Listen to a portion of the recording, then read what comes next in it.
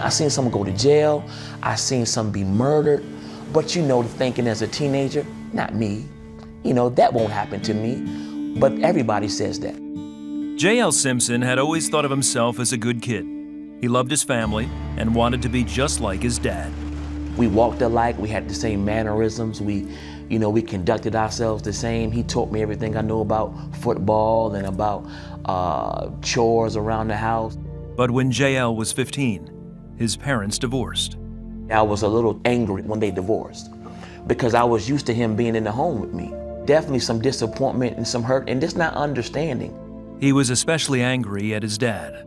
I put my energy and lot into sports, so that helped cover some of it. You know, that helped hide some of the hurt or hide some of the pain. Still, he felt the void left by his father, especially on game day. Mainly missed him when it's Saturday, it's time for a game, and he's not at the game. Or we're not riding to the game together. But I didn't realize how much of a toll it was taking on me at the time. J.L. started to rebel in small ways at first, coming in late, disobeying his mom. She hoped that church would give him the guidance he needed. There was a Sandra household rule: you were going to church. I didn't like it. I never had a relationship with God for myself. J.L. didn't just lose his role model, he lost his identity. He thought he found it by playing football. I never was on the bench. I played every game. I was a starter, so that meant a lot to me.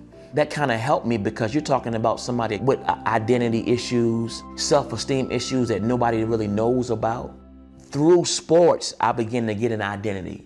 By now, J.L.'s influences were his peers, and he started drinking and smoking pot. After high school, he saw them as his role models.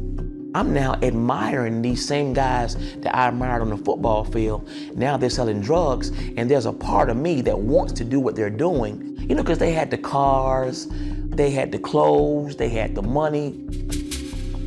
But at 19, J.L. knew he didn't have the guts or reputation to make it on the streets. He still wanted a name for himself, so he crossed a line. He and a friend were getting high before a party when they saw some guys walk by. One was wearing a cool jacket, and they wanted it. My friend said, hey, you should get that jacket, and we approached the guys.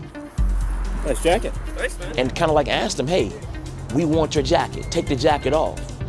Yeah, he refused to take the jacket off. And then my friend pulls out a gun, and he says, well, now take the jacket off. And he takes the jacket off, and bam, we're off and on our way to the party with the jacket. Later at the party, they stole equipment from the DJ, also at gunpoint. J.L. didn't understand the gravity of what they'd done. In my mind at that time, it was just funny. I didn't even take it that serious. Within 2 days, J.L. and his friend were arrested. The next thing I know, I'm being read my rights. It was just shocking. It was one of the worst times of my life. But something happened on February 26, 1992, that began a transition and a change in my life forever. While in jail awaiting trial, J.L. was invited to a Bible study. I didn't know many Bible stories, but I heard about Paul and Silas, you know, being in prison, being in jail, and they praised God and the doors swung open. So I'm thinking, hey, you know what? I'm going to Bible study. They asked anybody who wanted to receive Jesus Christ as Lord, and I received Jesus. Finally, the things he'd heard in church started making sense. This relationship with Christ, this loving God who died for me, who loves me. J.L. was later convicted on 2 counts of armed robbery and sentenced to 12 years in prison. Though he was terrified, his growing faith gave him hope and his real identity. I could never fulfill who I was because I could never define who I was. But it wasn't until I came into a relationship and a working knowledge with Christ that I understood that I'm complete in Him. And so that helped me tremendously with my relationships, and it also helped me cope and deal with being incarcerated. J.L. had to serve only 3 of the 12 years. When he got out, he pursued his new calling as a pastor. But I'm so thankful to God. J.L. later married Shannon, and today they have a big family of 7.